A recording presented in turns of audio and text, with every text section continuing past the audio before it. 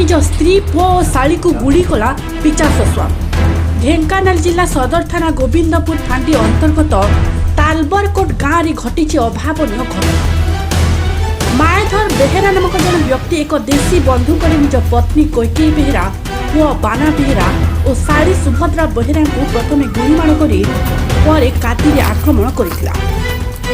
गुरुतर को प्रथम ढेंकानाल जिला मुख्य चिकित्सालय और कटक बड़ मेडिकल को स्थानांतरित करा जायछि। तीन जनक अवस्था गुरुतर थिबा जଣାपड़िछि। खबर पाई गोविंदपुर पुलिस फांडी कटक रे चिकित्साधीन गुरुतर को पचराउचरा करने सहित घटनास्थल में पहुंची तदंत आरंभ करिछि। घटना मुख्य अभियुक्त मायाधर को पुलिस गिरफ्त करने सहित देशी बंधुक और काती को मध्य जबत करिछि। सूचनार जଣାपड़ी जे मायाधर संपत्ति लोभरे निज पत्नी परिवार सहित विवाद करी माणीपुर गाँव स्थित निज संपर्क घर को पलाई जाइथिला।